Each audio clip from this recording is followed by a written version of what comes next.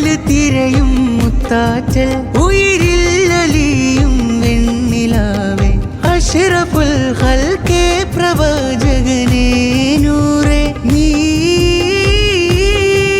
അകലെ മാറി ഇരുള് വീഴ്ത്തരുതേ നൂറേ ഇനിമേൽ ഞാൻ ചൊല്ലുമെന്നും സ്വലാത്തുകൾ ഇനിയാ വഴിയേ പാറി നടന്നിടും ജീവിതമിൽ തുടരാൻ വിധിയേ ഹൃദയം തിരയും നൂറേ